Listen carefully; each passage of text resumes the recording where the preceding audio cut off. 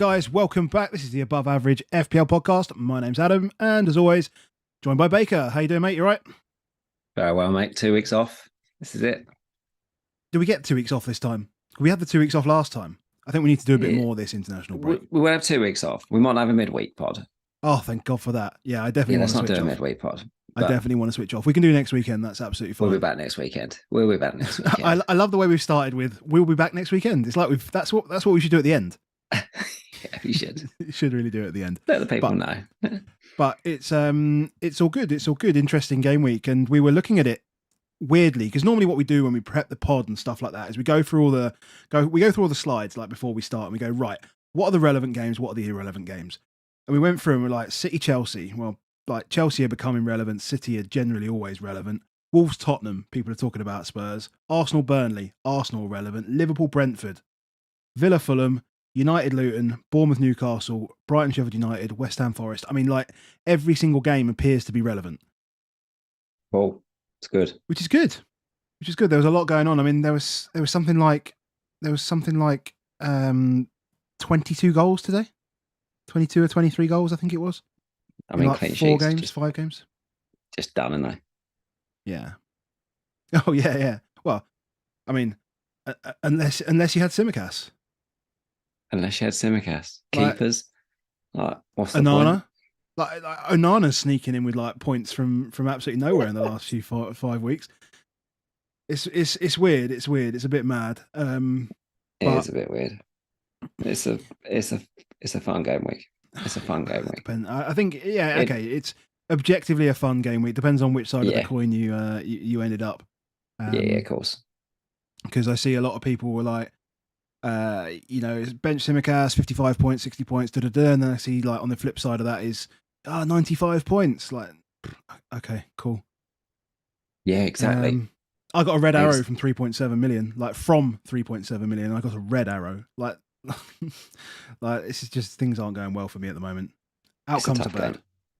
It's a tough game. Outcomes are bad. So you've had some pain. I was going to say let's just shout out some of these good scores because we have to take the good stuff there.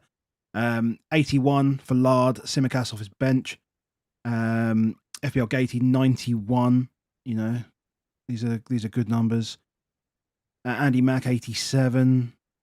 John Walker 83. Pete had 4 points last night, 96 tonight. I saw that somewhere. Wow. I saw that somewhere on Twitter as well. It's just nuts. That's some biggies. Soccer crazy, 94 points. Anyone with a ton? Seen no tons in there. Seen a few that could have been. Yeah. But no tons. Including yourself. Including myself. Albeit, I never really considered because it would have been Porro and Tsimikas was what I decided my decision. Move on to that. Do it. Yeah, a good game with me, 89 points. So I did Maddison to Bowen this week. Obviously Bowen comes in with 8 points, so you feel pretty lucky on that. It was between Bowen and Martinelli for me on that decision. So yeah, paid. Simon Adingra finally gets me some points with 9 points. Nice getting free bonus, even though he got booked just because it was a 1-1 game. So thanks very much. Salah Cat obviously got Harlan Watkins up top. I played Pedro Porro over Tsimikas. So you'd have been on 99. Yeah, I mean, Porro was obviously on 12 points, wasn't he, for a long time? Yeah. After 90 minutes, he was, yeah. And then he went down to 4 points, and then somehow went back up to 5 points, which was nice. The share one's interesting. Like we have to talk about Newcastle defenders when we get to it, Newcastle just in general when we get there. Because it was away to Bournemouth. I must admit, I reckon if I wasn't as fearful of Newcastle ownership, that probably was the worst of my fixtures for my defenders. When you look at it, it probably is the worst. But so I do think I was probably a little fearful on the share one. If I was reflecting on it, watching them yesterday, maybe it's because I watched the game and thought just they had a really bad game.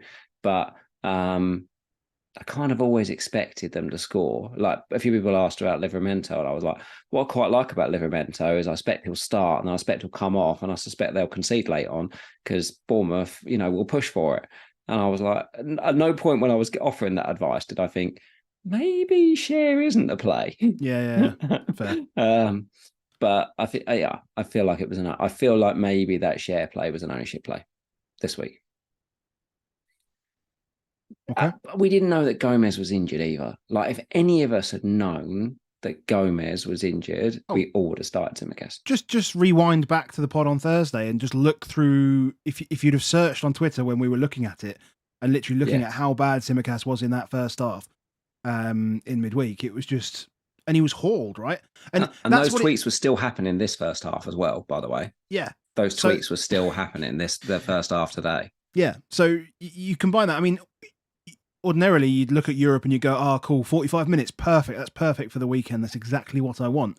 But given how bad he'd been, I don't think we were in a position to say, "Oh, he's going to start this weekend." Yeah, right. So, but if we'd have known Gomez wasn't going to make the game, we'd have all started Tsimikas. Yeah. So just to run through your team. So you had Areola 2 points, Cash 2, Porra 5, Share 1. Diaby gets 6, gets the clean before going off, gets the jammy assist off a big missed chance, which he may or may not have touched. Watkins gets 6 points because misses an like a 7-point miss at the end. Yeah. A 6-point miss actually, because he did creep up to 1 bonus in the end. So, but he obviously would have taken all the bonus. So missing an open goal is a stinger. But 89 points, mate. You just run away. 330 game week rank. See you later. After a 10 week, this is the stupidity of this game, isn't it? Make one transfer based on injury. Last week that team was worth 10 million, and this week it was worth 330k. Same team. What a game. So I had 60 points. So I've taken a red arrow down to 4 million from like 3.7. Again, Areola, same. I wasn't expecting loads from that. Share, same. Anderson, I mean, this is one actually. Anderson was probably a weak spot, but then Palace were at home. So if that hadn't have been the case, then maybe something would have been different, because Everton have been fairly good, attacking wise. That's another one when we talk about that game. Maybe I don't think that's a revision on Palace necessarily. I think that's just a revision for us on Everton. Correct. Agreed. So Cash as well. Foden with nothing. Szoboszlai with nothing. He's a problem. He needs to leave. Bruno with 6. I think he was unlucky, but at the same time, he was a short term, so he's got a couple of weeks. Salah, didn't cap him, but so I suffered versus the top million, but he was like 60% owned with my rank, so that's fine. Actually gained from that. Watkins 6, Alvarez got the assist there, and then Haaland as well. Palmer and Tsimikas on my bench. Palmer's been on my bench for 2 weeks now, scored 18 points. And it's second week in a row I've had more than 20 points on the bench, which is, this is the bench players. So Palmer will get his time, but by the time he comes into our sides in game week 16, I'm sure that Chelsea will run out of penalties for this season. That's the problem. Because outside of penalties, there's not loads. And there's not loads to come. But there are some key moments. With Palmer is he still had a big chance today. Yeah, he still had 2 opportunities, and one of them was a really big opportunity, and it was a penalty. So he'll get points if he keeps getting those. For those that are watching on YouTube, this is from FPL Game Week. It's the new pitch view. So really cool visualization from FPL Game Week, and the percentages that you're seeing. So what we've chosen is the top million teams, and this is basically your gain against the top million teams. So as an example, Szoboszlai 97% against the top million teams means effectively he's owned by 3% of the game in the top million. That's you can work that out for all of the others there. Yes. But shout out to you for the biggest differential of the day with Adringa getting 9 points. That must have been very nice. Yeah. That's not a 9 point on that. But if people don't have Adingra, they normally have Palmer. So therefore they still did all right. Yeah. So That yeah, is true. that's Just the gonna week in the bank. sounds good. Sounds good. Can we finish there? Is that it? Yes. 'Cause No, there's no, some good games for us to chat about. The fun there begins now. there is. Before we do that, just want to say thanks again to Dan, Crypto Block Dan, for sponsoring the podcast. Thanks to the guys over at Sports Social who help us with the podcast as well. So thank you to you. Who else do I need to thank? I don't think there's anything. Is there anyone else I need to thank? FPL Game Week for the stuff there. Make Patrons sure you, for being lovely. patrons, always need to thank the patrons for being amazing. There's so much fun in there.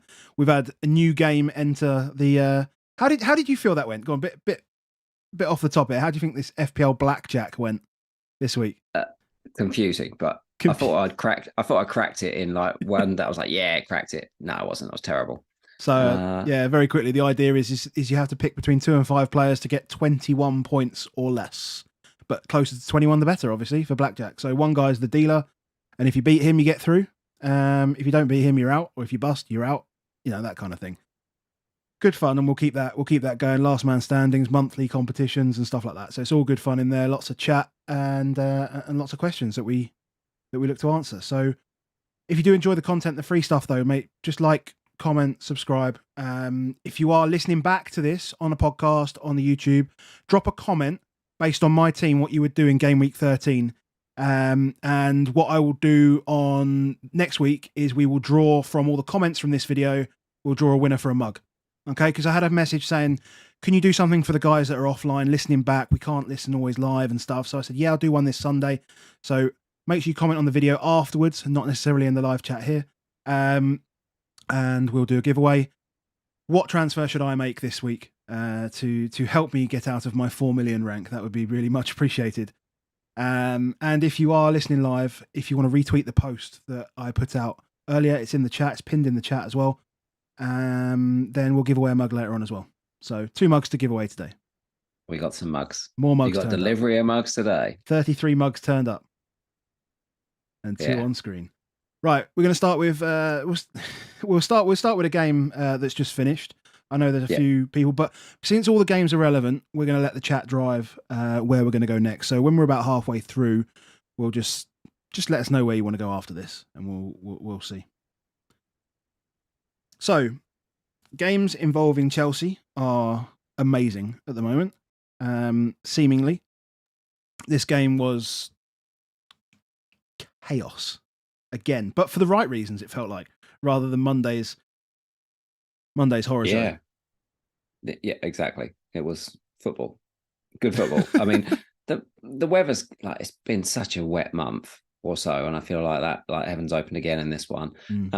Heaven's opened in literally all of the 2 o'clocks. I was sort of like watching all the 2 o'clocks at the same time. I had like about 3 different devices on, and it felt like the commentators mentioned rain and all those ones. So that's the same with this. I mean, Silva at the end when the own goal went in, like, well, obviously it's Rodri's goal, but obviously it went off him.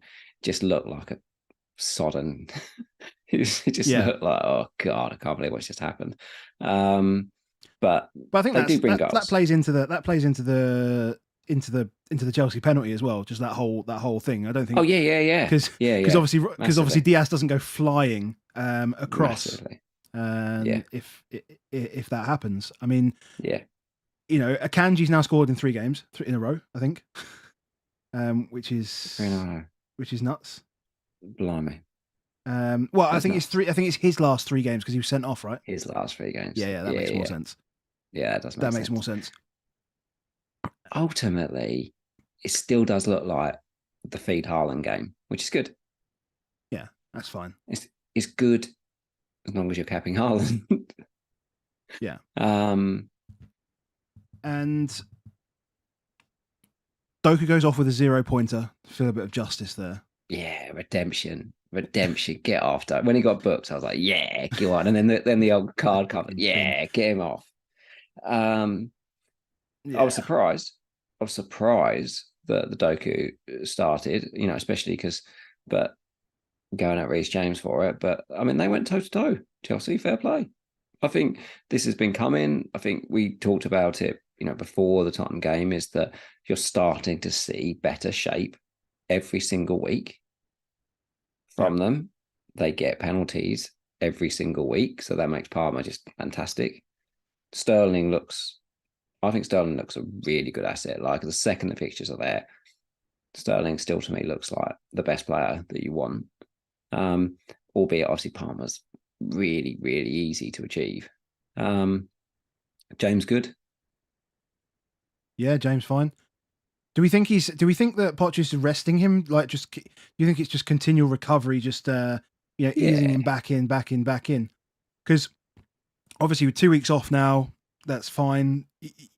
I feel like this would have been the game almost to get him up to 90 and then give him 2 weeks rest. But I suppose there's going to be a period where, I mean, I tell you what they have now. Actually, they actually have an able understudy to Reece James now. Like Gusto's a decent player. He probably should have scored in the second half late as well. Yeah, definitely. Which means he's getting into the same positions as Reece James as well. So they're not changing style. They must be very similar in the way they approach their game, clearly.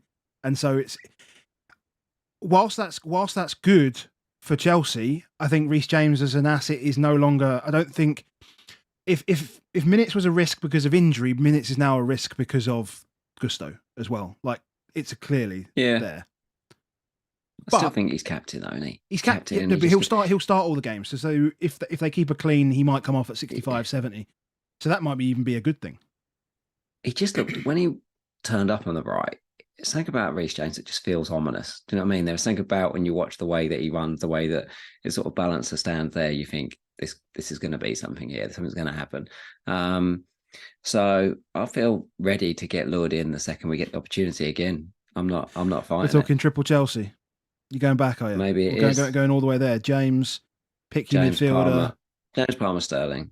Like they're currently standout three until we see Nkunku back. Until we see Nkunku. That's going to be the one, isn't it? But it's coming. And they're doing it in a fun way. So let's just keep on it. But Palmer is a gift. Like when you consider the price, there's only so much you should ever expect from a 5.0, 5.1, whatever he is now, player. He's way above what you'd expect from that. And the penalty was class. Like you watch him and he takes a big breath, and I thought, I'm not fancying a good penalty here. And it was a really, really good penalty. Yeah. I think he just knew it had to just get it out of reach. That was the one goal, get it out of reach. What do you do about Haaland, Foden, and Alvarez? Difficult because they've gone away from home and put up 3 xG, basically, or two non-pen xG, which is good.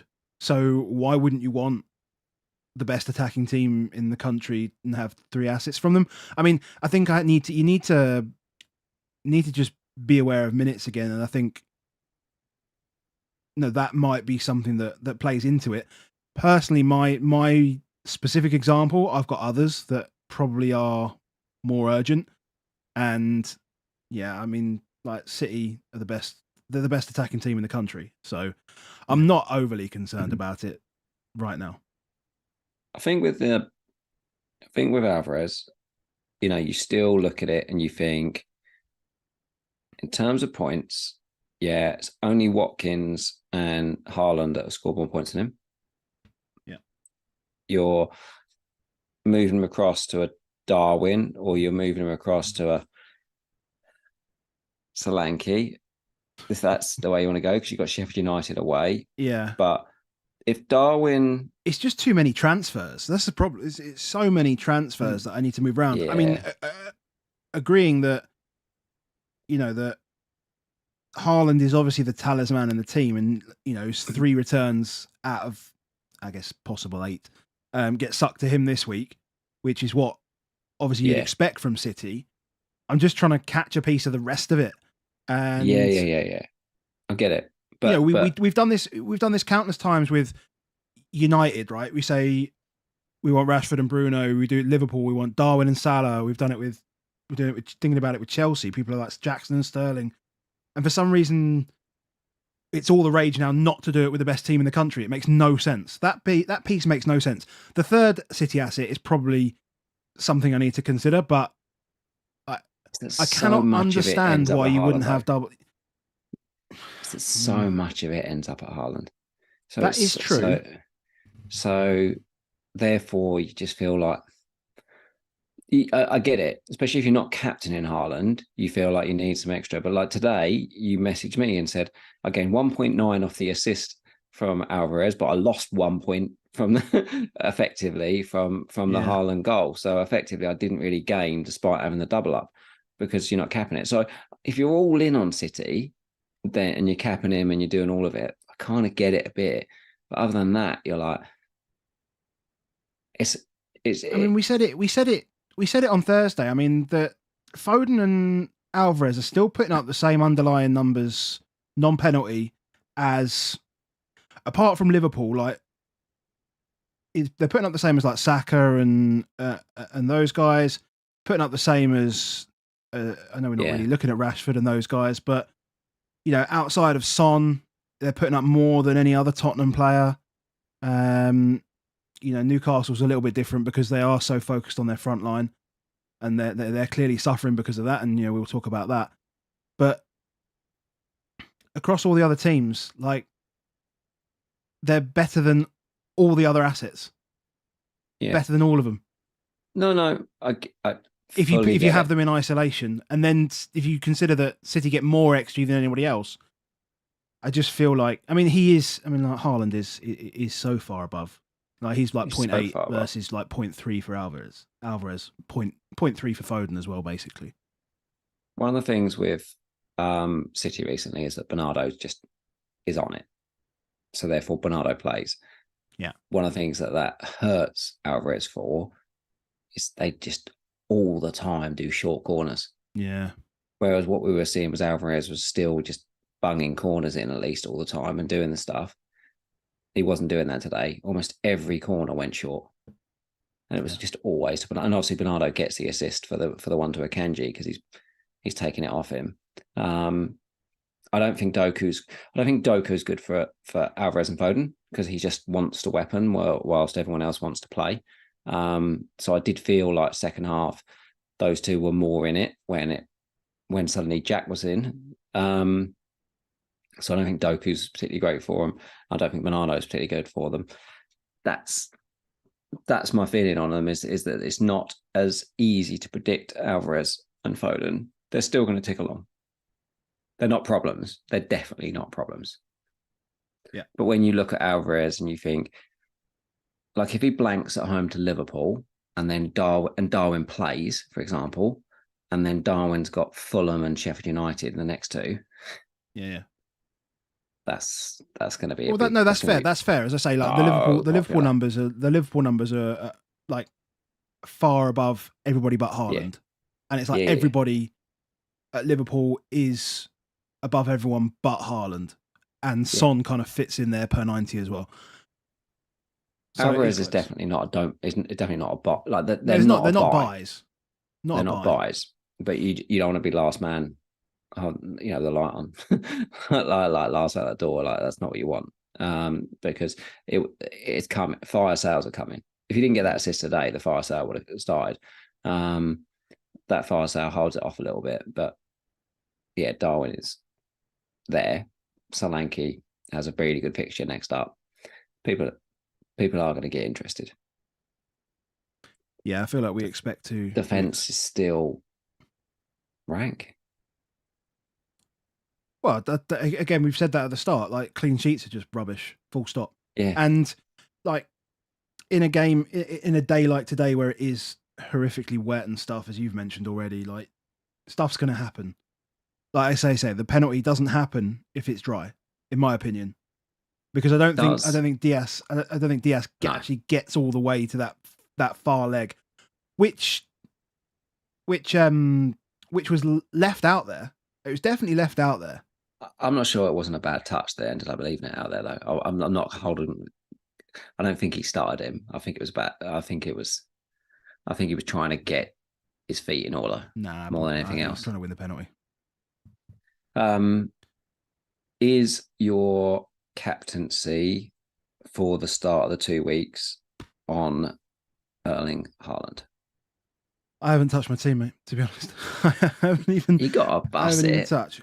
Well, I would have been better off busting it the last 2 weeks. I'd have been like 70 points better off, but I just bust it. Got You gotta Kindoku bust it. 22 points and JWP 11 points You gotta and bust Trippier it up. 9 points. So I don't even want to work it out, but that's at least 42 points better off. Plus the hit, that's 50. So if I'd have been hit by a bus, I'd have been 50 points better off. My wife wouldn't have been too happy, nor my kids, but my FPL team would be smashing it. Spoiler alert, mine is on Haaland until there's a reason not to. Until further notice. Our friend Alon asked us to talk about Son and Spurs captain, so I might just direct us that way. Let's just rip the Band-Aid off. Just because Villa are bad away from home. Is that what we're saying? Well, it was an open game there. It was an open game there, but let's talk about Tottenham. Let's just get it done. Because then we can. So we're gonna let the chat decide, and then we'll decide to go to Tottenham. And then no one's jumping in and telling me what to do. I saw someone say United, but let's do Tottenham. Enough. We will start getting those comments in, and we'll get there. Yeah. So if I could compare this to any kind of game that we've seen in the past 24 months, I'd look like 3 months backwards and just look at any game under Conte. It was really similar to that, just in the way that we set up. After 4 minutes, I mean, this tells the perfect story, this chart. After 4 minutes, we just almost stopped running.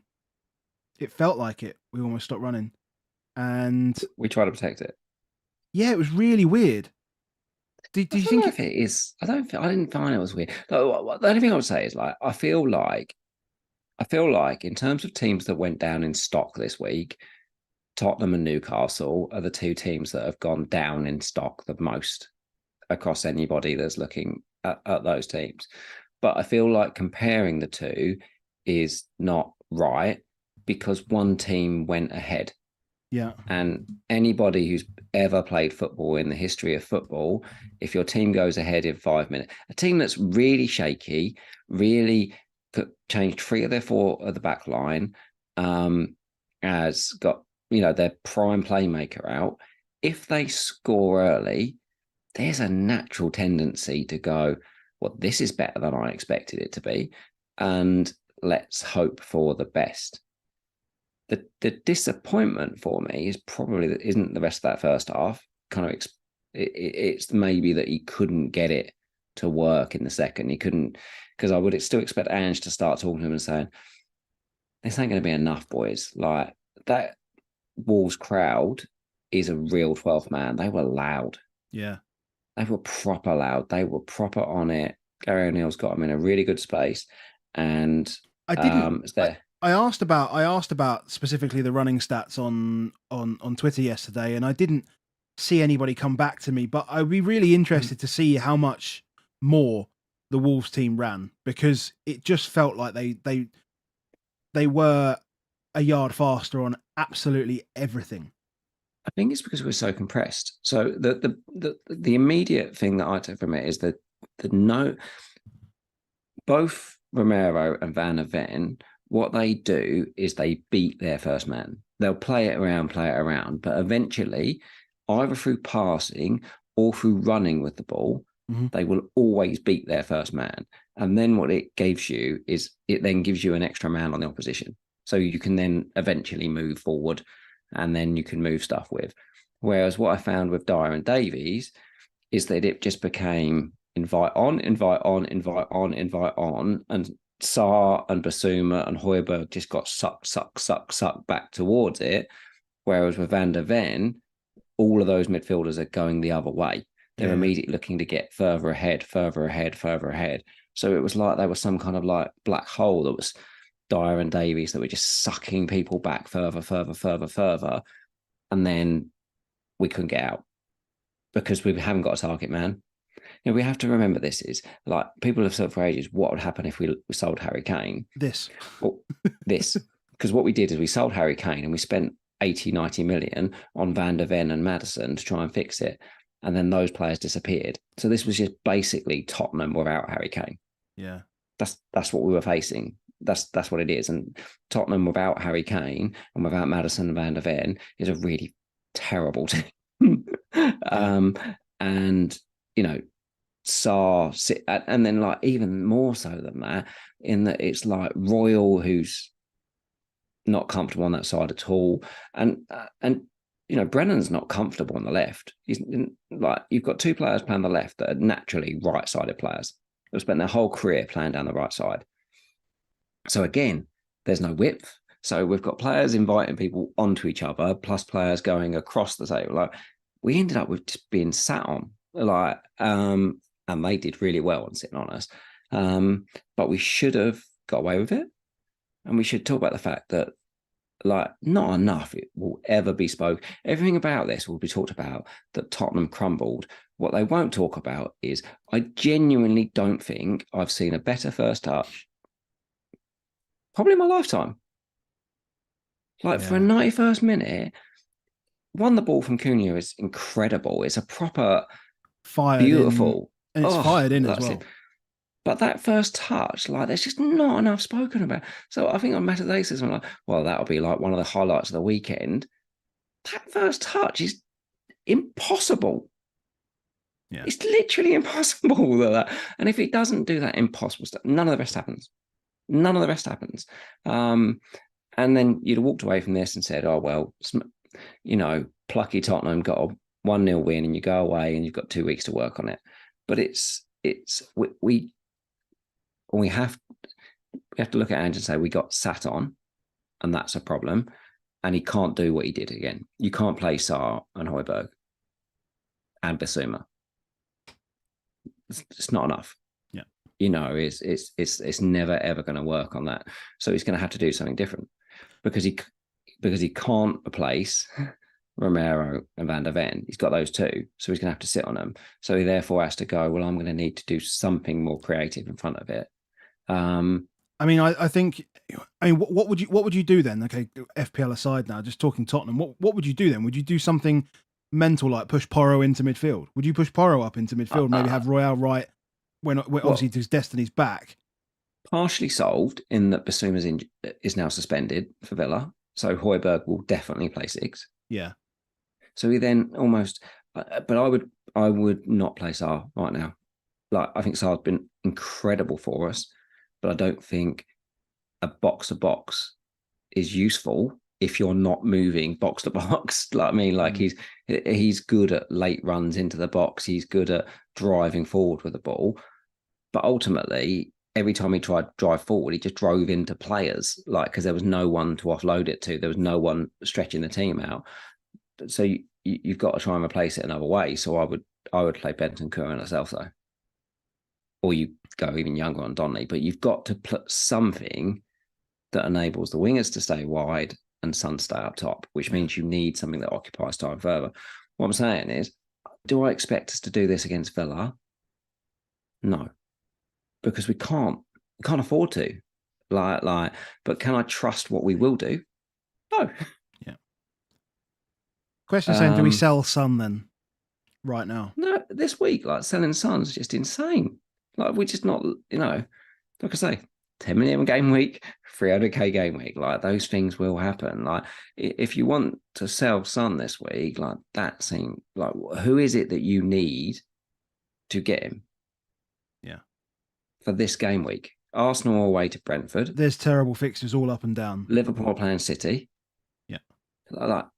United are away at Everton. I don't think there's a game where I look at it and go, yeah, that's definitely worth selling Son this week. But start putting your brain what we talked about today and think, okay, did I see any change from that again? Because if I start seeing next week 2 centre-backs with midfield sitting on top of it and Son miles away from everybody else, it's trouble. Yeah, I don't know. Maybe we're more direct next week as well. Maybe we're more direct. Maybe we're more compact. Everything's more compact and we're direct because Villa play or will likely play a high line, and maybe we just push that instead. So there's a good comment in here. Maybe we just push Porro out to right wing and bring Kulusevski in, because Kulusevski's the slowest player in the league, I think, as well. So I think adding some pace maybe out it's there right 8. Yeah, maybe it's right 8. Maybe that is the way. Right 8 Kulu, left 8 Bentancur. Left 8 Bentancur. Royal right back, Yeah, Udogie, left and back, Porro. playing right wing. Yeah, maybe You that's don't the hate way. it. Maybe that is the Don't way. hate it. I know, but that is one. Well, I mean, that's because that is it. Because we still fucking hate it because we Yeah, haven't got Romero and Van der Ven. yeah, exactly. But we're gonna have to do something. So yeah, maybe it is Royal right back, and because Porro is our best player, literally by miles, our best player. In yeah, yeah, yeah.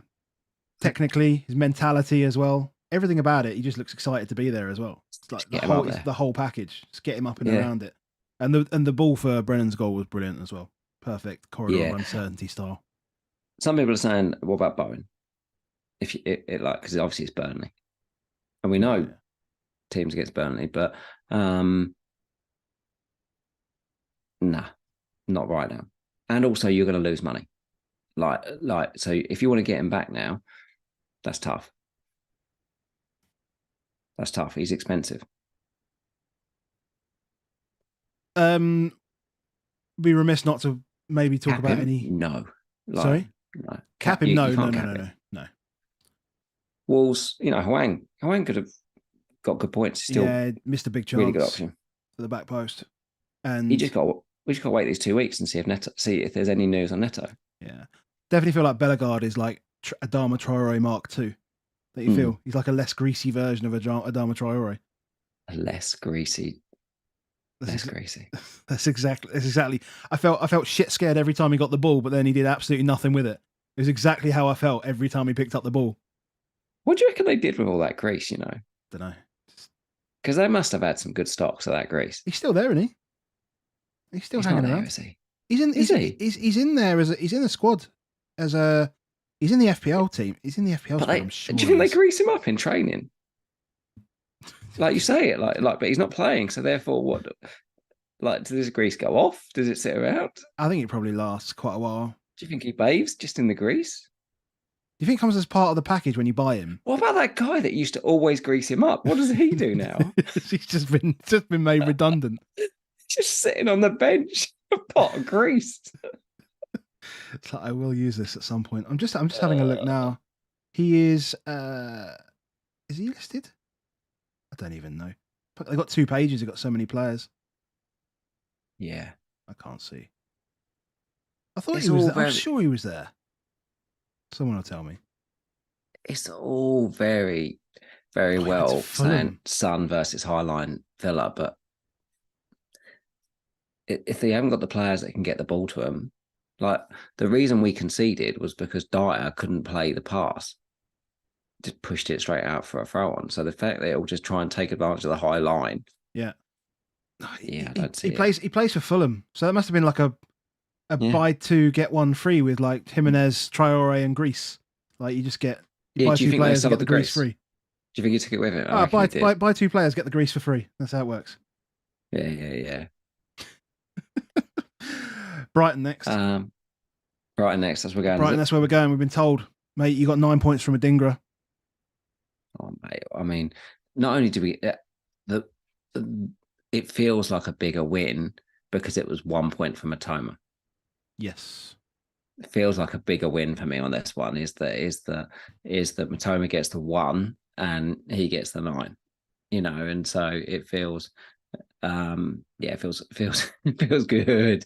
But I still as soon as Palmer scores that penalty, I'm still like, well, that was a waste of time getting in for these 3 games. Because I'd still, the second I get the opportunity, I'm not going to move him on, obviously, for the Forest game next. But as soon as that Forest game's out, Palmer's just the one. You just got to get there as soon as I possibly can. But yeah, well, he can play right and he can play left. And we know we've been talking a lot that left's his favourite position. He was superb in midweek. They're going to use him. They're going to abuse him. He's young. He can play all the minutes. He clearly loves him. Good play. I mean, great goal. Absolutely great goal.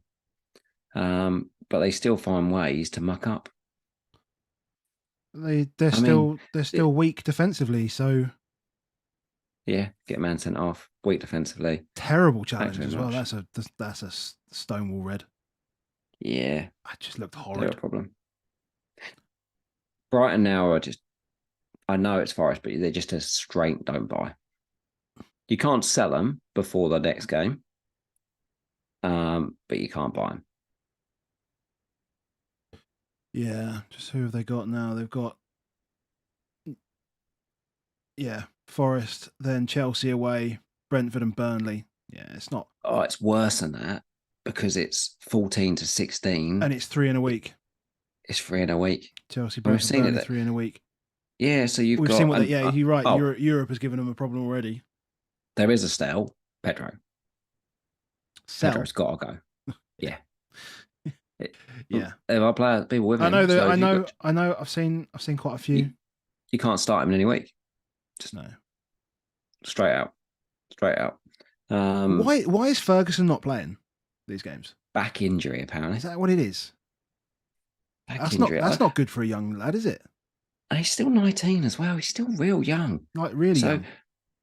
He's still really young that you think the chances of him playing 2,000 minutes is like Adingra. He's playing every week because obviously, but he's playing every game because March is injured. Yeah. But they wouldn't have expected to be looking to flog him. Like played 90 minutes against in midweek, plays 90 minutes on the weekend. He's literally just playing 90. Like they took everyone off bar him.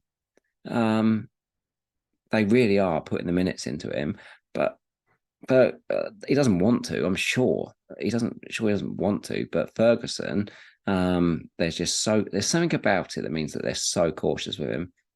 But yeah, another frustrating one where he didn't know nothing about it, and hey ho, back injury. See you later. Not ideal. Sheffield United, whatever. Where next? Well, Brian has said Mitoma to Eze or Gordon. So on Eze, let's go to Palace versus Everton. Yeah. And I guess I need to make a public apology. You do need to make a public apology. We didn't put him on the thumbnail. I want to say it wasn't relevant, which is fair. We said it wasn't relevant, but maybe we can now have a conversation to talk about whether he is relevant. So, who are you apologising to, Adam? I'm apologising to Mykolenko because he's been popping up in spaces that I didn't know he could get to, and he's been scoring points game after game. And I feel like this would be the place where you enter. You put this. You put the Shaq meme, right? I wasn't familiar with your game. Do you know whose game we weren't familiar with? I'm going to say that it's not your fault. It's not your fault on this. We weren't familiar enough with Dwight McNeil's game. That's the difference for him now. I haven't even noticed it, but all the time, so Dwight McNeil's down as being the left wing. So Dwight McNeil started the last 3 games, played 45 minutes 4 games ago, and then started the last 3 games. If you look at the heat maps of McNeil versus Miko, they're basically playing the same job. So they've now got themselves 2 left backs, which has meant Miko, because remember when they brought Mykolenko in, he was supposed to be a wing back, wasn't he? That's what they were going to do. But yeah, Dwight McNeil's just staying back, putting the odd cross in, still puts his 6-7 crosses in every game because he likes to do that. None of them ever hit anyone, but he still does that. And then Mykolenko can spend some of the time at left back and some of the time at left wing, and some of the time decides if he just decides he wants to go up front, Dwight McNeil says, "Don't you worry, I've got you covered. Don't you worry, Vitaly, I've got you covered." So we're going to say it's not that we apologise to Mykolenko, it's that we didn't recognise that Dwight McNeil. So what I'm saying is you were right. He's terrible, but he now has Dwight McNeil covering him. Yeah. Which might make him the best defender in the game. Look at these points, though.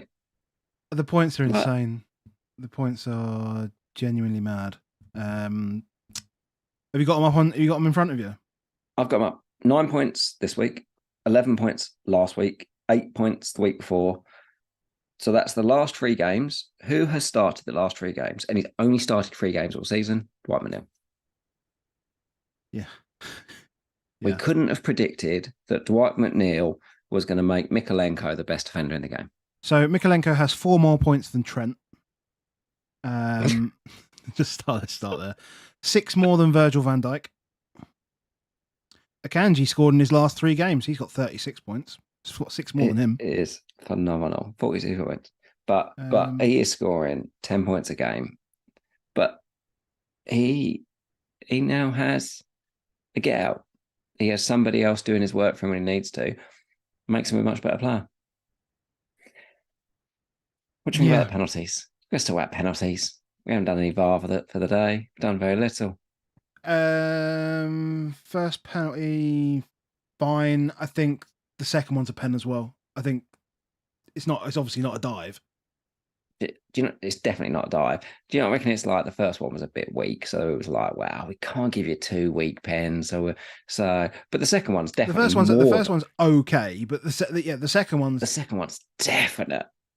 I did enjoy Roy's comment as well. Proper old man comment as well. Yeah. Just no nonsense, no bullshit.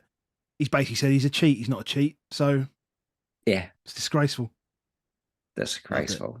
He ain't got it. I love it when they say, ain't got it in him. Ain't got it in him. But that's Bramford just committed himself. So yeah. Well, when someone just goes down, you're like, this should be a pen. I mean, bloody hell! Like if they'd got 2 pens in that first half and Eze's running away with it, bandwagon. Well, fixtures are still good. Luton, West Ham, Bournemouth. Then it gets a bit sticky. But for 3 weeks, and then guess who? Then I mean, if you're not on like Palmer now, just go to Eze. Just go to Eze. Get Luton, West Ham, Bournemouth, and then go to Palmer. Get Everton, Sheffield United, Wolves, Palace, Luton, Fulham, and then you just get Eze again. Sheffield United at home. you can just hop off with Eze and Cole Palmer. Nice little rotation there. We will always ignore Abdoulaye Doucouré. We just always ignore him. Forever.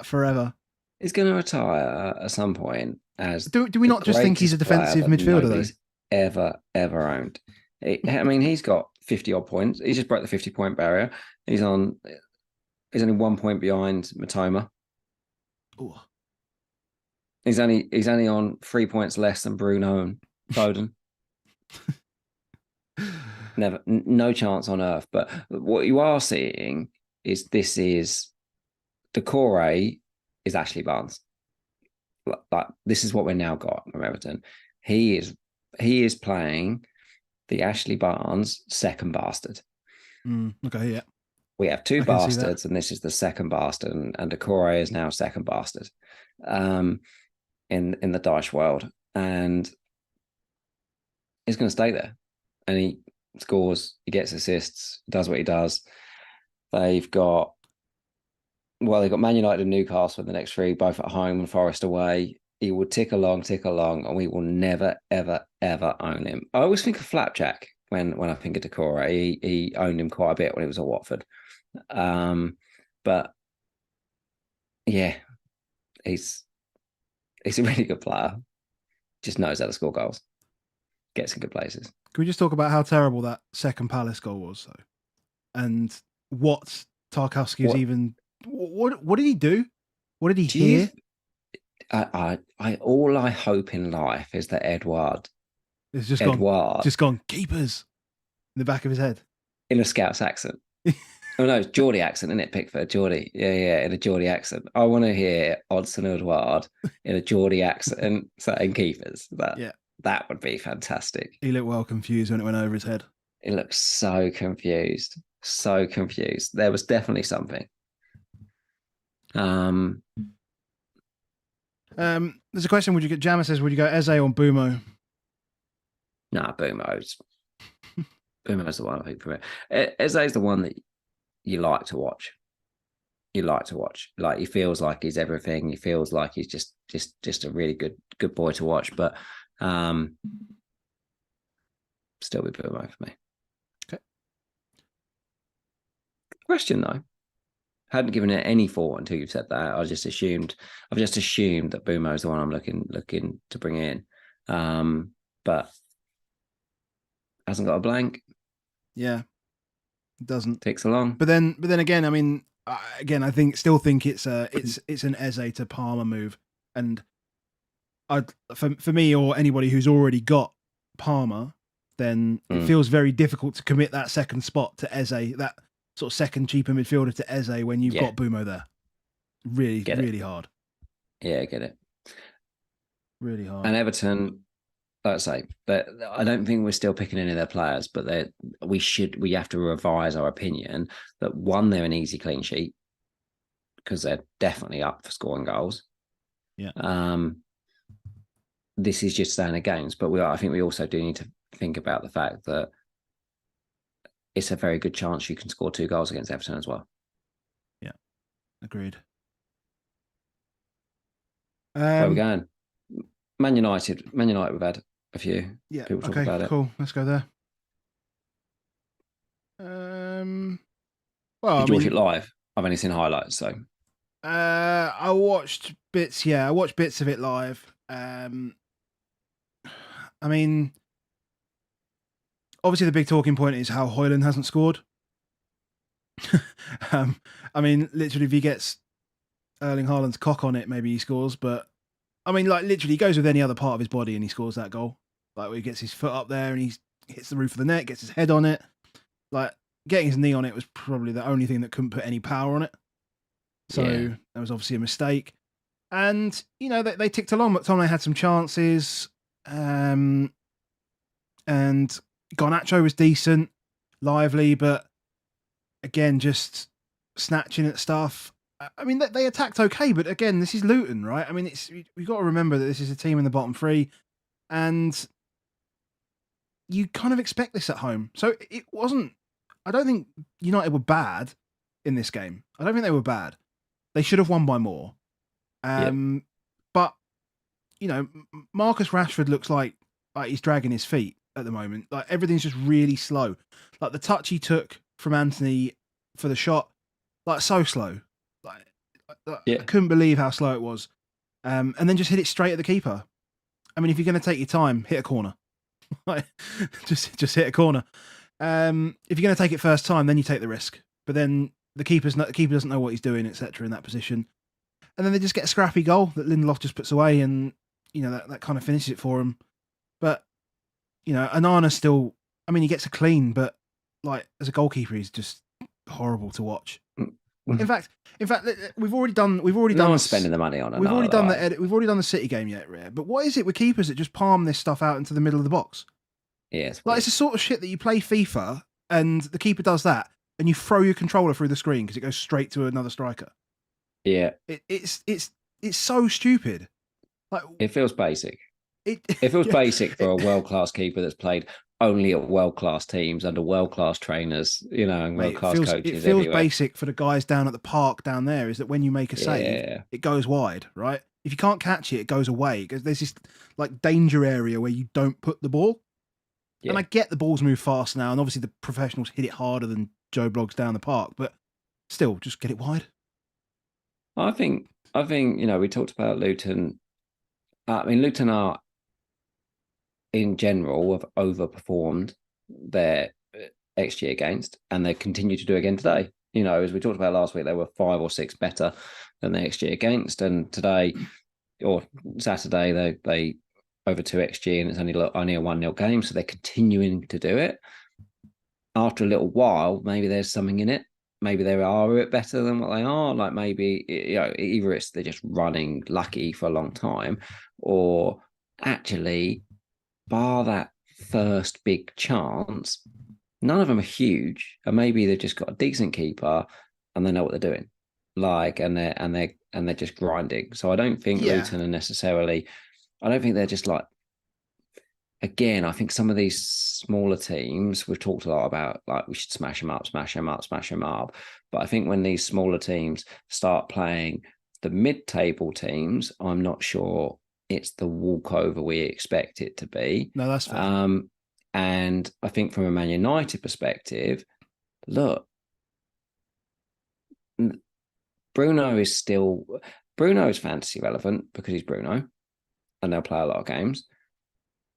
Dalot and Maguire, I think, are fantasy relevant because what they're doing at the moment is grinding unbelievably hard.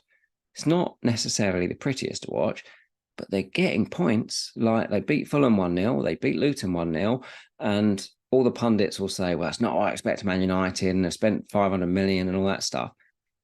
From an FPL perspective, who cares? Yeah. And from a fan's perspective, if you're a Man United fan, who cares? You're just like, I've got another 3 points. Yeah. It's 4 and 5 now. They're up there. Yeah. They're right up there, and in a good spot. And it won't take much. It genuinely won't take much. You just, other than that, have to just keep watching it. But Dalot, good pick.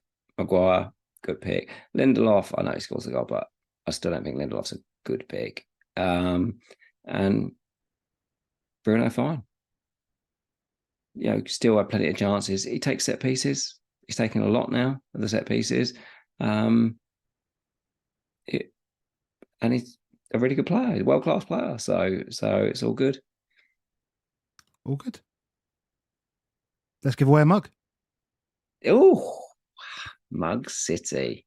Let's go. So it's reliant on people that have done retweets. Done the retweets, and make sure you're following.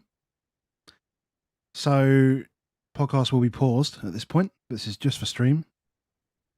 But remember, if you do also want another chance at winning a mug, you can also put a comment in letting me know what transfer to make this week. So I know, as I say, we're on like a 20-30 second delay. So is anyone going to say Doku? Do they qualify if they tell you to bring in Doku? No, fuck off. No chance. No chance. No chance. Yeah, so I'll just give it another 10-15 seconds. Let people catch up. Let people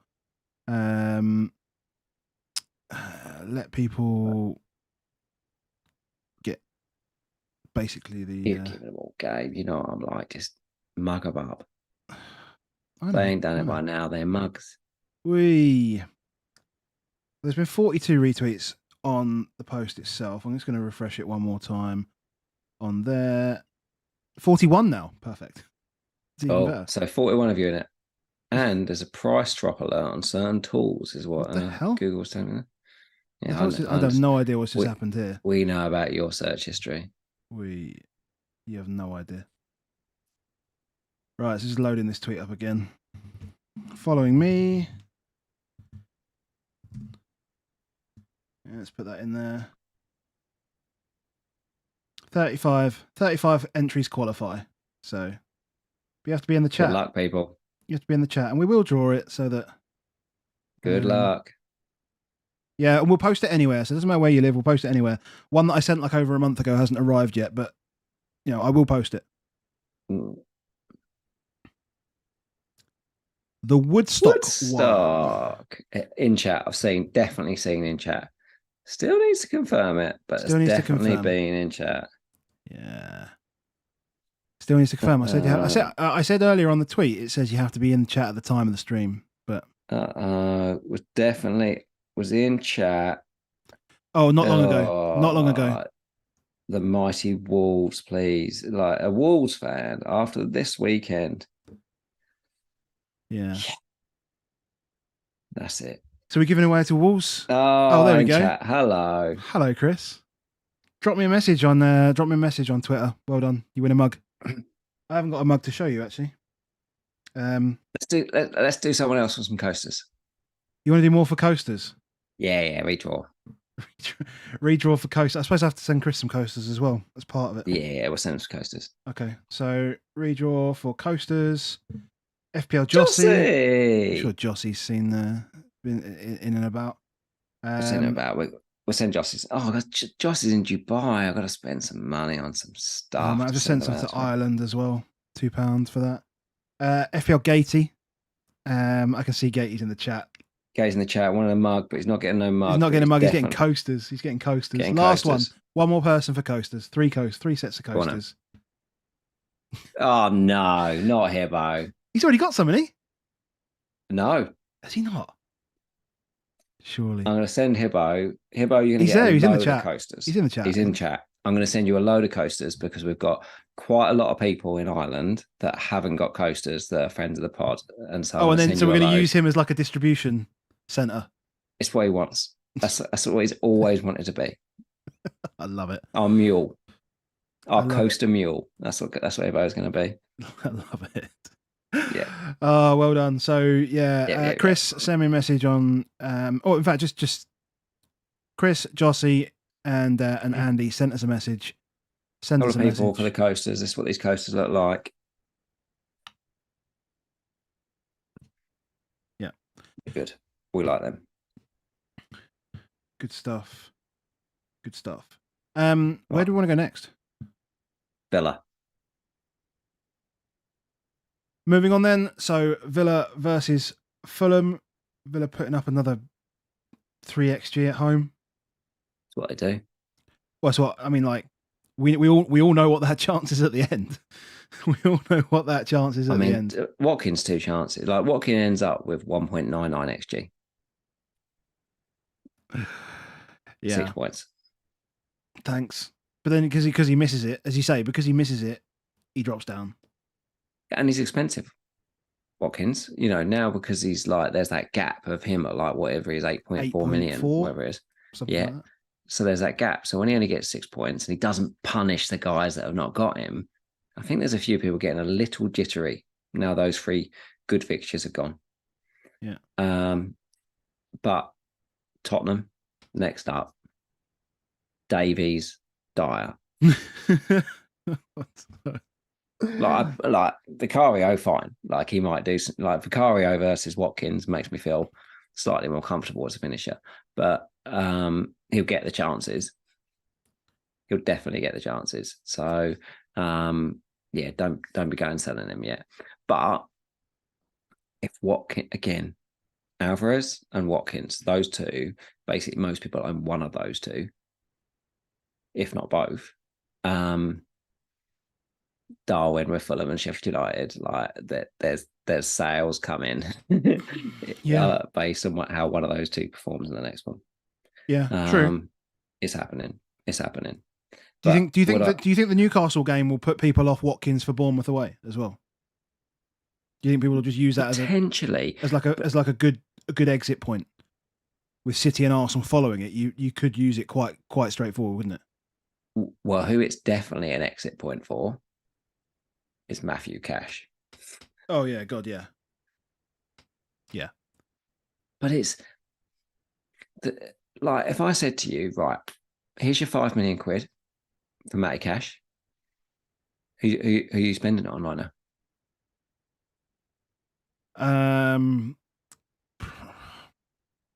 The cells? I don't know. Gabriel, still maybe. It's probably Gabriel, isn't it? But it's not the greatest fixture next week, and then you go into that. Well, he's playing Bournemouth, so maybe I can let him run again. I don't know that there's a Kanji, but not next week. No, but then you got a City defender in the blank. Because you're not going to move him on. Exactly. Palace's run is starting to go by the time we want to move it. I'm just looking at the other fixtures. I'm just trying to work out who you would go to. I'm not sure Matty Cash could have easily scored in that first half. Easily have scored. He had a very good chance.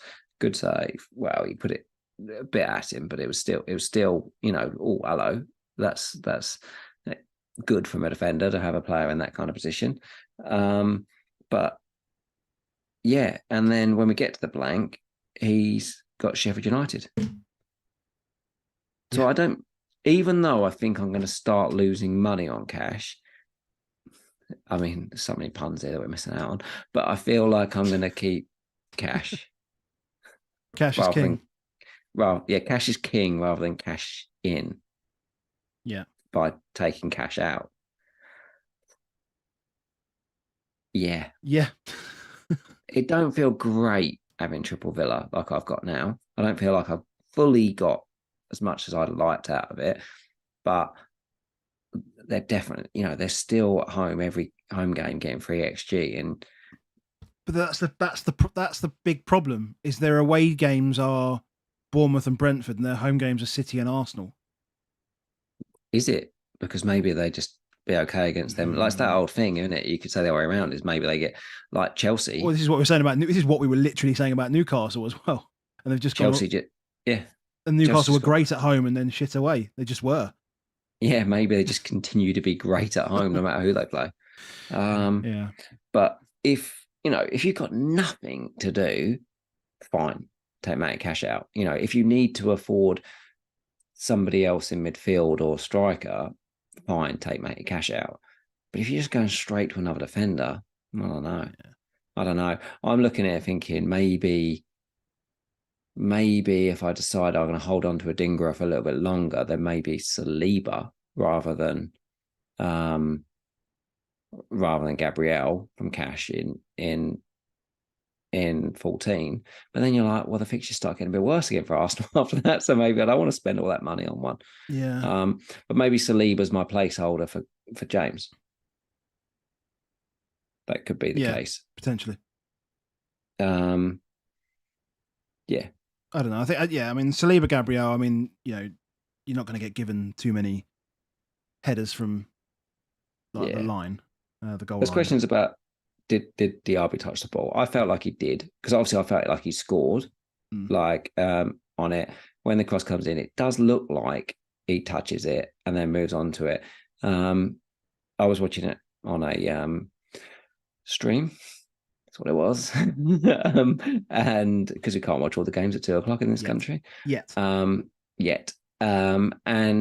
it on there they showed enough replays. It looked, if you watch just like highlights of what they show on things, it obviously went down as a big chance on Opta. So it went down as like 0.6 xg, and it went down as one big chance missed. It doesn't on Opta go down as an assist, so it's a fantasy assist rather than an Opta assist.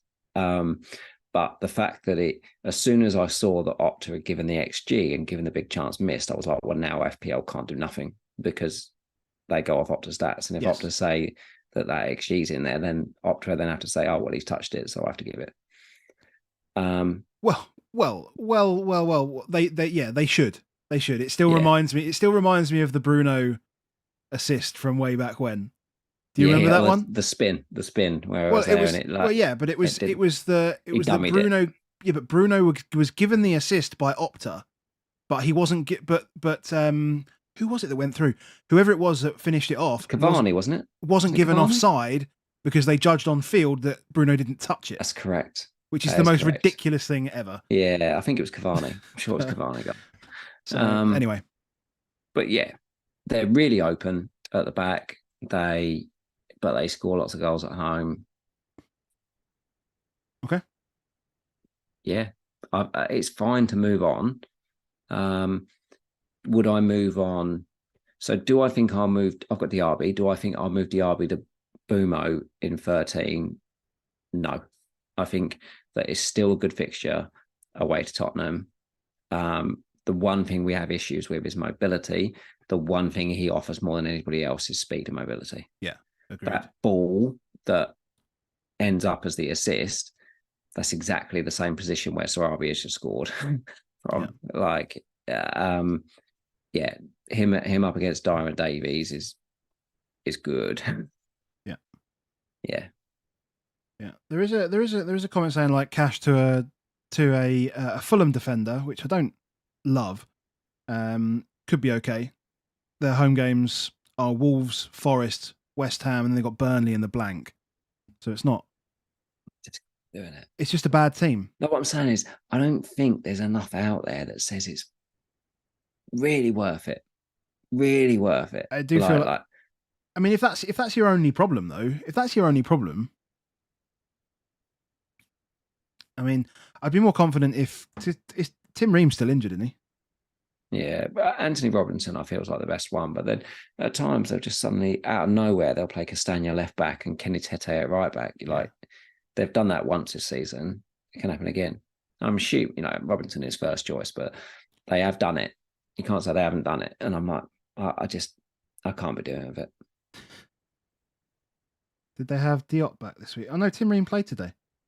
Yeah, just don't get involved in it. Okay. Fair enough. We've still got 4 games to go, mate. We need to not necessarily fly through, but Arsenal. Yeah, let's go there.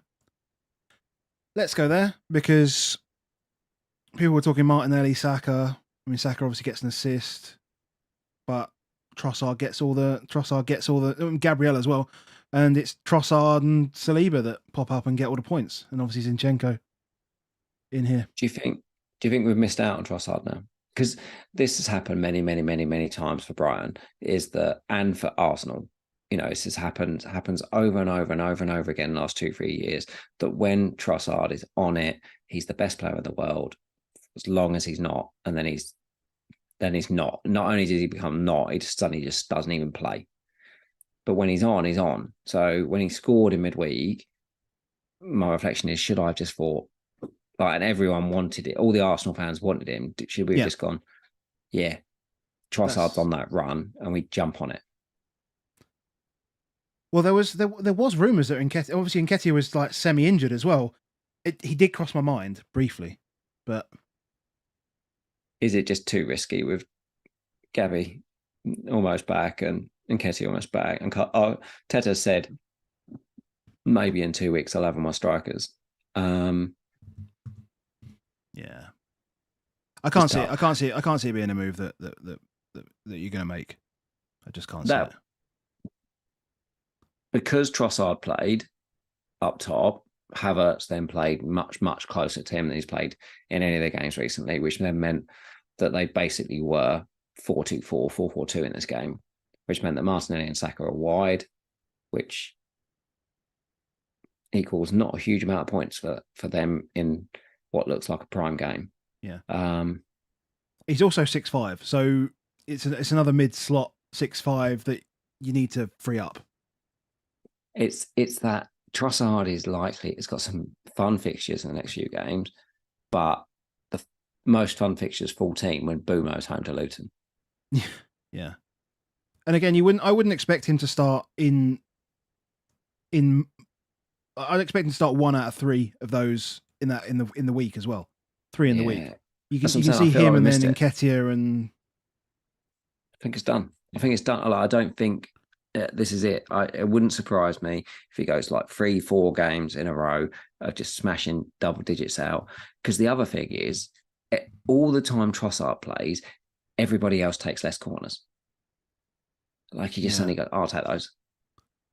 Martinelli just becomes Martinelli's gone from on the week being like our thumbnail guy on Thursday to crap. Trossard's playing. He's going to take his left-handed corners. He's going to push him out left because Havertz is going to go in the middle with him. And suddenly Martinelli's goes from being like a brilliant option to, oh crap, I don't want him. Yeah. So quick. That's just a big issue. Yeah. And they scored. There's a comment about this, but they scored a lot of goals from set plays. In fact, they've massively overperformed their set play XG.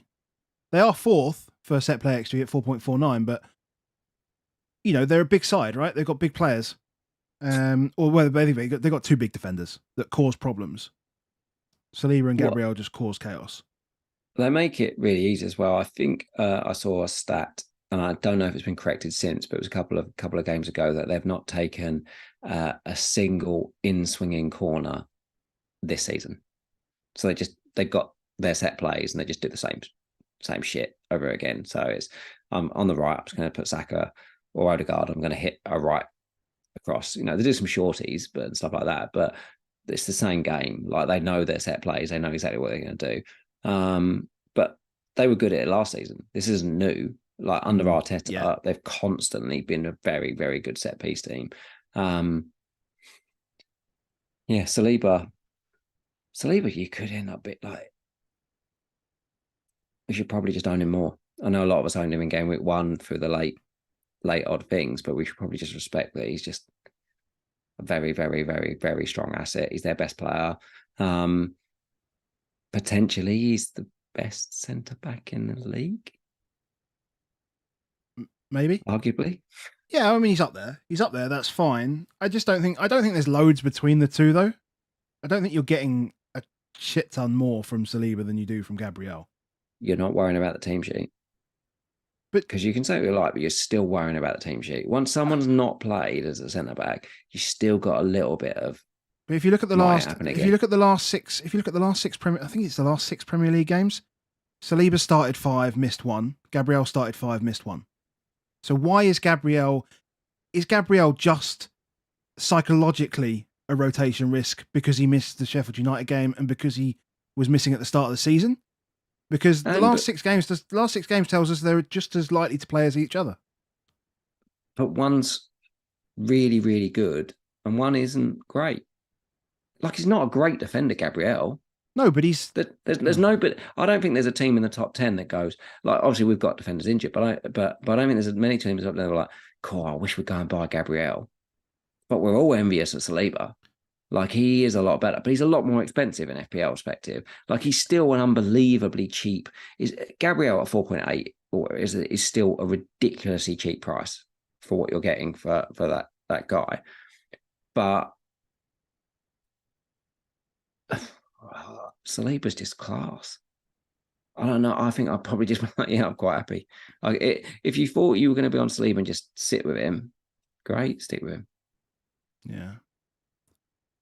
I know people will say it. They'll be like, "Oh, Gabriel's always there. He was always out." Like, he will was be last season. He's more so last season. You know, and he obviously got 3 goals in doing so. But I think it was just a class act. So you take out this one, and I know I'm framing this, but if you take out this one goal by Saliba, their XGI is the same for the season. Yeah. So again, I go to my point. I agree with you that Saliba is the better footballer out of the two, and I agree with you that out of the two you'd pick Saliba. But from an FPL perspective, I don't see much difference other than price. Like, Saliba could have been Gabriel right there, and just not care. Like, they're not even worried. Like, you can't pretend that anybody owns Gabriel. You can't pretend that you don't look for the team sheet. You can't pretend you don't look for the team sheet. You do. Like, Saliba, the only game he missed was a League Cup game. Like, of course he missed a League Cup game, but in the league, he's playing. He's playing. Like, if you can afford it, if you haven't got money issues, there's just not many better guys out there. It's class. Never puts a pass wrong. Never does anything stupid. Wins all his one-on-ones. Gabriel's missed 1 game since game week 4. I mean, like, it doesn't feel like it doesn't feel like but it should be. There's players that can play in that position. Yeah, so Kiwior can play in that position. Like, they could do something like weird. That they play that weird like 3 at the back stuff. They can muck about with something that means that he doesn't play there. They can't do anything about Saliba. He's their best player, and he's still quite cheap. Okay. It's not a lot of money, you know, in that sense. So if you can get it, I still think that's where I would go for it, because he's their best defender. If I can have the best way into the defence and I can afford it, I'll be like, I just take the best way in defence. Okay, I'll probably take the cheapest. So let's move to Liverpool. Yes. Can't believe I've waited till now to speak about Tsimikas. Try to feel like you're trying to put it off as much as possible. I mean, we've got 2 offside goals from Darwin in this as well. Yeah, that don't even show up. Yeah, it don't show up. So this says like 1.5 XG per game per each side, which doesn't look, huge. Brentford caused them enough problems. So let's just talk Brentford side of it. Is Bumo missed? I was a good save from. It looked like it was a bad miss at first, and then you look at it, and Alisson, of course, just gets his hand out and steel, hands just managed to push it around like it's nothing. But yeah, he had plenty of opportunity against his team. They are still open, but you kind of would expect them to be slightly more open than when it was Endo rather than McAllister, and Gravenberch was out. So they just went nuts. So they just went, I'll just go at it. This is what we want to see from Klopp. Their pass map says they played 2-4-4. Mm-hmm. I said to you beforehand, if I knew they were going to play 2-4-4 every week, one is I wouldn't worry about Tsimikas because I'd be like, well, Gomez can't play in a 2-4-4 formation. And secondly, I'd be like, I want Trent. I'd want both. In that kind of space. And I wouldn't necessarily want Szoboszlai in that space because he's then just playing right centre midfield. Yeah. I know you said like Szoboszlai's a slight problem, but he was hampered by the fact that his two centre midfielders he normally plays with, Gravenberch and McAllister, both weren't there. Yeah. So suddenly he's with Endo, he's having to play full centre midfield. That didn't help him. And then obviously one of the offside goals would have been an assist for him. Yeah. So, and that I hated that offside. Like just the angle of like someone's foot basically has caused that one. They're dead in line. So yeah, I wouldn't be hasty. That you must get Szoboszlai out, but I understand it's playing Man City. It makes it slightly more difficult. It definitely feels like there's a better fixture out there. Yeah, there is. there is. But then he moves into really good fixtures in a very short week where he'll play them all. Yeah. Like he's already immediately just a leader in this team. As is Mo. Yeah. At one, let's just talk about it. At 1-0, Endo goes into is it Jensen or someone like that? I can't remember who it was. Yes, I think it was Jensen. But I thought it was completely out of control. Or is Jan out maybe? But it's definitely a red card for me. I thought it was completely out of control. I don't really like that stuff. Other than maybe you say, "Oh, it's wet," but I feel like it was. I feel like it, but I also feel like it's right in front of him. I don't understand if the ref thinks it is. Like I don't think there's anything that if you sent the ref to the monitor, he's seeing anything different than what it. Like it wasn't like actually that's worse than it was. Yeah, it looked like he was right there as well. He was right. He was right on top of it. The ref. Yeah, that's what I'm saying. So this is one of those ones where I'm like, what would you be showing the ref if you were VAR that he hasn't already seen? Yeah, you're like. If he just says, well, it's a bit wet, I don't fancy it, then you'd be like, well, okay.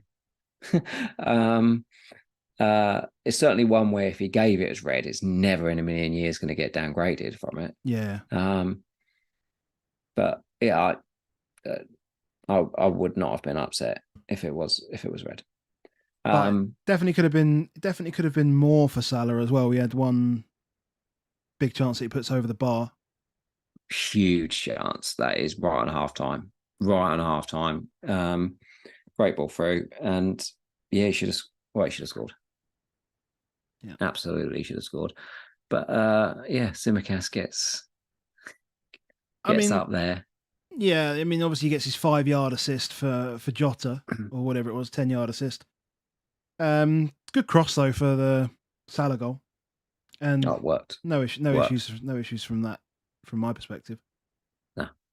I don't understand why Flecken doesn't dive though for that header.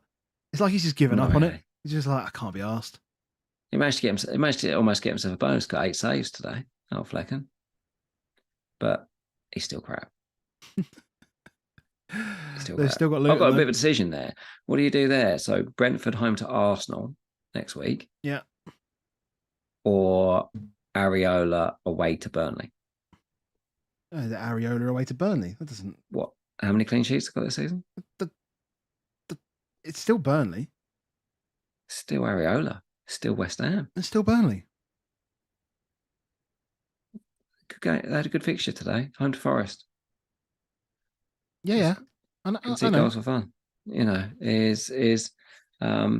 I think it's a closer decision. I think the easy decision, the thing is, everybody owns Areola, so it's 40% owned. And so therefore you're like, every week I'm now, if you go against them, you're going to fight them. But I'm like, maybe. You'd have to think Arsenal score, though, wouldn't you? Yeah. I don't even think that's a doubt in my mind. Yeah. Anyway, last two. Yeah. So Darwin won't look as good. And when we see an XG and doing all this per 90 and all this stuff, you're like, I mean, Darwin still looks amazing per 90. I think he looks amazing. At the moment. But again, you kind of when you see, especially when there's games like this, where they're not live on the telly. So I had the alerts on. So even though I was watching the game, I did know what was coming. Spoiler alerts, I was taking all the games. Whenever there's basically my phone flashes up and says goal, and I turn it over, and I just assume that Darwin's going to have involvement in it, and I'm like, that feels like a big enough deal that I probably should have some involvement in Darwin. And I'm jealous of those that have got the free attackers that can do it, because I haven't got the money to do it unless I go out away from Watkins. So we shall see. Fair enough. I'm sitting on my hands at the moment with him at the moment.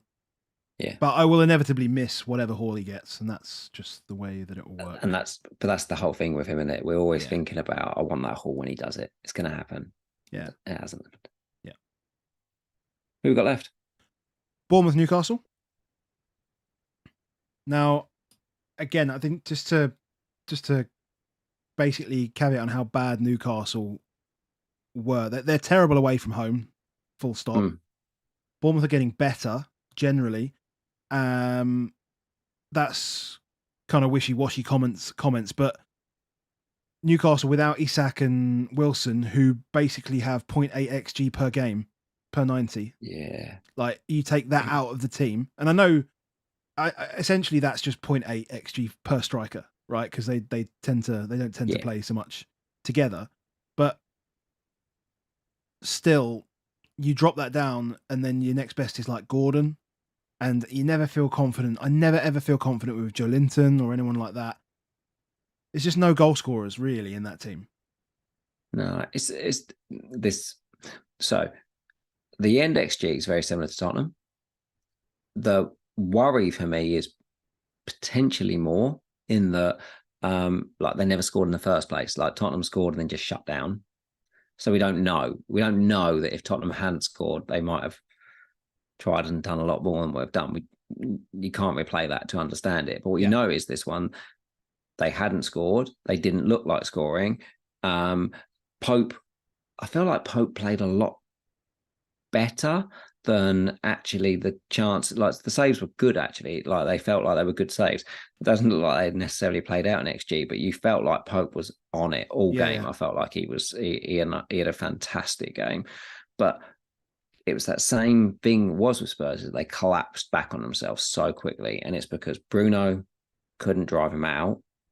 And then the striker was just like, Joe Linton's never going to stretch him. Bruno suspended. Yeah, because he was. Yes, I'm saying. Yeah, because he was. That's the big deal. Like, the biggest deal of all is that Bruno's not on that pitch. Yeah. Like, Longstaff, it shows. Like Longstaff is not.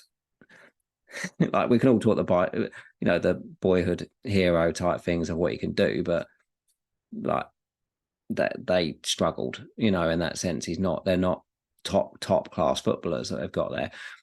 It's really unlucky. They've spent, some people might say they've just not spent enough when you consider they've got Saudi money, but they bought Tonali, Isak, and Harvey Barnes are their big signings. They're not there. And none of them are there. Yeah, agreed. So it's like, there is so much similarity with Tottenham, where it's like, oh, what would it be like if we sold Kane and didn't replace him? Well, it'd be terrible. This is the same deal. Yeah, Newcastle used to be a relegation fodder team. They were really close to it. They done some good additions. Bruno was the first that dragged them out from it. He wasn't there. Then they've added to that with like Isak to option. He wasn't there. Then Wilson, who's their talisman number 9's not there. Yeah. Miggy gets injured. Like, that doesn't help. And they're also missing. They're also missing Big Dan Burn. That's a problem. And they're missing Big Dan Burn, the boy hero. So it's just like, ugh, that is a lot of horribleness against them. And Botman, of course.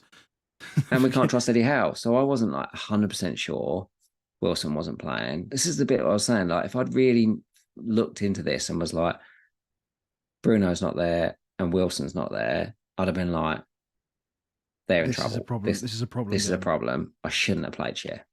Yeah. That's fair. Damn it. When they started bringing on like Matt Ritchie, I mean, come on. Matt Ritchie, come on. So yeah, they're when the guy went off, subs Who Go was the young lad who went off? on. Probably Lewis Miley. I watched that game, yeah, and when he went off, I was like, "Who's that?" So Lewis Miley came off, and he came off for Ben Parkinson. But when he went off, I was like, "I've not heard his name. I've not heard his name in this Oh, as entire in he game. hasn't actually touched the ball. I just didn't hear him. Didn't even realize he was playing." Yeah, yeah, he was pretty quiet. I actually thought Lewis Hall was pretty good first half. You know, a left back. I thought he was all right. But yeah, it's a mess. It's annoying because again, defensively, you'd hope that it would work, but they've just got so many players missing. Yeah, I mean, Lascelles could have had a couple of goals. He could have had a couple of goals. He had, I think one of them got ruled out for offside, but I don't think it would have been offside if they VAR'd it. I don't think it would have been. He hit the post, but it's not going to show on this because from like 3 yards because it got VAR'd off. Well, it got offsided off, but as I said on VAR, I don't think it would have counted. I think it would have counted. Got very confused there, but Lascelles had two, in my opinion, two very big chances. So that was useful to see. Like I was hopeful that Cher would be the lead person that set pieces would go to, but it wasn't. It was very much Lascelles. Livra, Trippier. The thing is, the more injuries they've got, what it says to me is play Trippier right back now. Watching how bad they were, also making Trippier worse feels like a silly thing to do. Yeah. Yeah, and because they've got these, because they'll continue to have Europe and 3 games in a week in the Premier League, etc. You know, they're going to have to move these players around, right? It's going to be Lewis Hall, and then it's going to be Livramento. They just don't have that cover at the back in the middle, no, at all. So, I mean, I think people looking into Newcastle defence were looking at it this week anyway. Yeah, I think you've got to see what happens the next few weeks. I still think they were good because so many teams have got badder fixtures. Anyone you've got in it, I'm still definitely playing my Newcastle defender next week. But that's the least of the issues. Yeah, but yeah, suddenly they're a bit more of a wait and watch. And if I was looking to release money on cash, as I said, to buy something else, if you asked me on Friday, people did ask me on Friday, I definitely would have said Livramento. If you asked me again today, I probably would say Lascelles.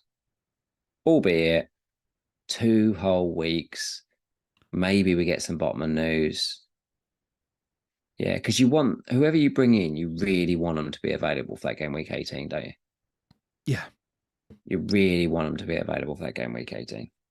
So, yeah, you need to hear more. Last game. Solanke, though? Oh, I mean, fine. Good fixture coming up. Yeah, I feel like I don't just feel feels like too short. Yeah, I just don't feel I can do it. I don't think I can do it. I mean, game week 17, though. I mean, you could do.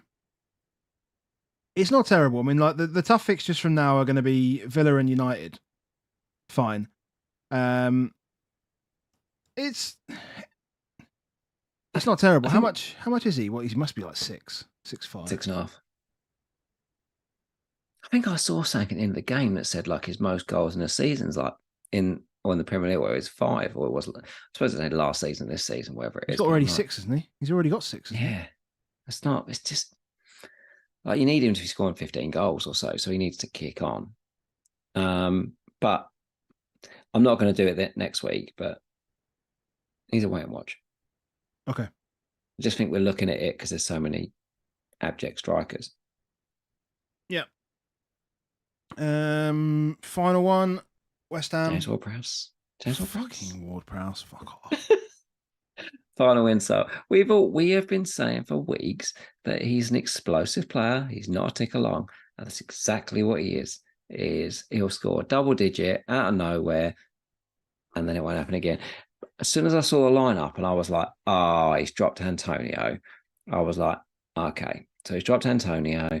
So Bowen's up top, which means they play all three of Souček, Alvarez, and JWP. I was like, either that Souček up high, which probably means he'll get some assists because he's up there, or it'll mean James Ward-Prowse is up there. And then James Ward-Prowse just saying, as soon as I saw it, I was like, oh God, I just felt it was coming. And yeah, gets 2 assists, and therefore he gets top bonus because of all the other stuff he does. And he absolutely stuffed me as a Bowen owner at the end. They were 2-on-1, Bowen and Ward-Prowse, but he has a defender right in front of him. All he has to do is slip it to the right, and Bowen is straight in on keeper, 6-7 yards out. Thanks very much. And he just boots it at the defender's leg. I was absolutely fuming with the guy. Insult to injury. The guy was sold, but yeah, he done me on the Bowen points. I feel sorry for you, sort of. Stuff you, James Ward-Prowse. But look, defensively, they're like, this is the only keeper we're relying on every week. If he was 4.5, if Areola was 4.5, we would sell him. 1,000,000% we would sell him. But because he's not. Because he's like 4.2, whatever it is, or we got him at 4.1, we're just like, oh, it's okay. It's not the fact that it's okay. It's the fact that we need to find money to go to other people. Like, whereas if he was 4.5, you could move. You've got some flexibility. At 4.1, 4.2, you don't have that flexibility. It's that same game that I said about cash, is that just the options that we want to go to is just extra money that we don't want to spend. Yeah. I mean, Onana's coming back to him. He's only I just thought it's only 4.8 now. But Burnley and Palace. Sanchez, no? He's got Burnley and Palace in the next 2.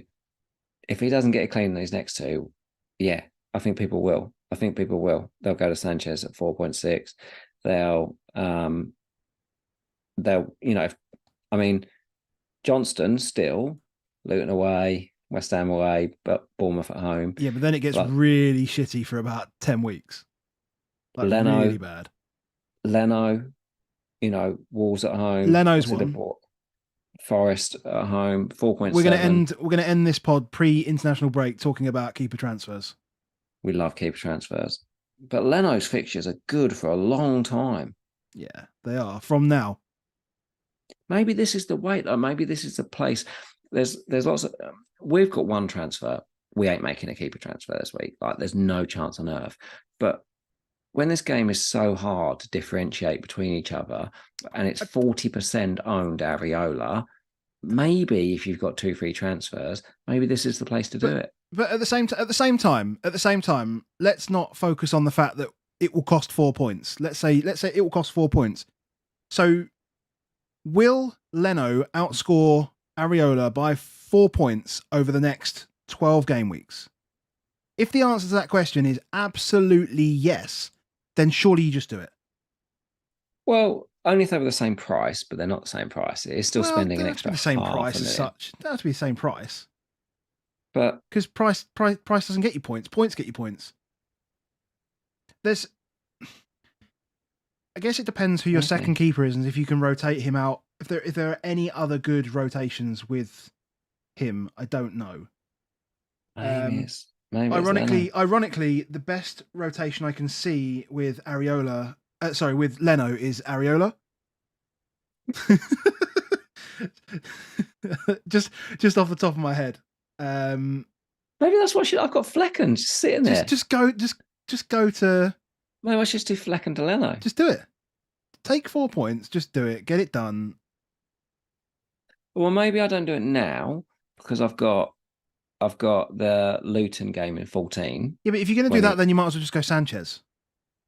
Yeah, well, that's why I'm just going to leave it for a couple of weeks. But but after 14, there's a 15. I maybe consider. And then Leno gets home to Burnley in 18. Oh, yeah, nice. Yeah. But if I keep Flecken, then I get a double. Yeah, but he might be dropped by then. Yeah.